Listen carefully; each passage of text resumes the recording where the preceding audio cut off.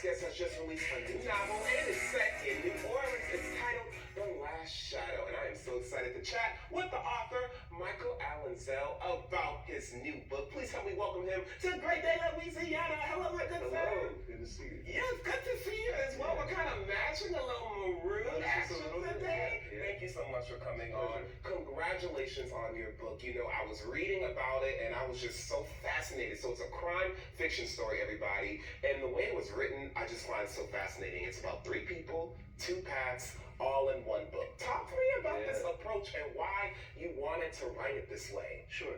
So I like the idea of constraints because there's so many possibilities that if I limit myself, then I can go deep within that. You like a box. Yeah, exactly. So, but then from that box, the box is not here, the box is here. And the range of the box, right? So I thought, what if I had 3 main characters?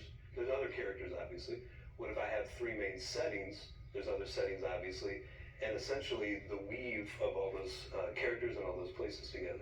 So it's a little bit of different parts of New Orleans, and then you get elements of different people. And that's what's so fascinating about it, because everybody has their own story, right? And I love the way that you're able to tell these 3 different stories around other characters in such a unique way. So let's talk about how it's set in New Orleans. Give me a little synopsis about who the characters are, what they're going through for people who haven't read it yet. Sure. So Julius Mosley is a retired early with a pension martial arts teacher in City Park. Come on, retired early with a pension. There we go. We like that. He's chill, he's living life, and he lives by a code. His early life is a little messy, had some issues. Now he's straight, family is good, he's living by code. And he has a prize martial arts student who isn't just good, she's exceptional. And she is trying to find kind of her place, her meaning in the world, and she's slowly becoming a warrior inside and out.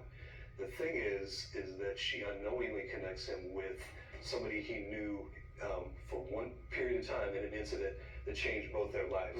So she reconnects him, Maya reconnects him to Vin Win. So you're getting the class in City Park. Mosley lives up on Riverbend in Leonidas, and Win's office, so Vin Win is his name, his office is off Chef in the Versailles area. So little by little, all that kind of comes together. I love that, and like I mentioned, it is a crime fiction, everybody, so there's some twists and some turns, and I'm so curious, why did you choose karate? Are you like a karate man or something? I mean, the character could have been anything, but you chose for them to be a karate person. Yeah. See, I do martial arts. Oh, you do? I do a little bit, yeah. Okay. So there's enough of what I know to include that in the book, but the other thing, Malik, was this. Like, I'm the guy when any martial arts movie comes out. Enter the Dragon 50th anniversary, I'm there twice. Michael J. White, Donnie Yen, I'm there. Any Kung Fu movies.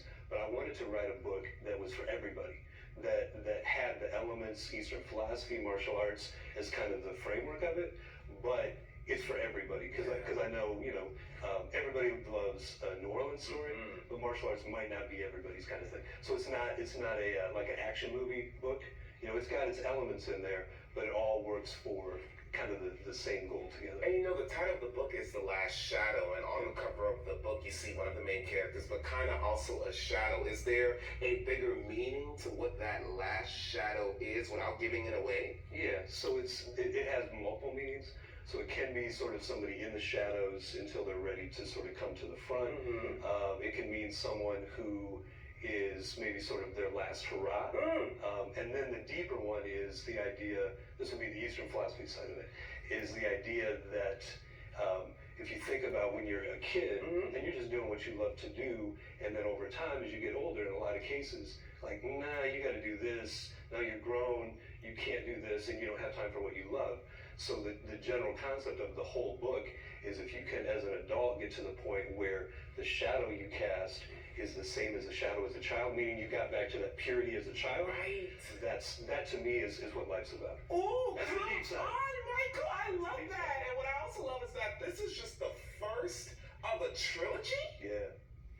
Congratulations on that. So there is more to come on this book, everybody. Michael, congratulations on everything. Thank you so much for being here. Look, everybody, you can actually meet Michael at several upcoming local events. He has several French Quarter pop-ups scheduled April 11th through the 14th, and you can find him on the 16th at Bar Succulent on Oak Street. For more information about his books and himself in general, log on to his Instagram at Michael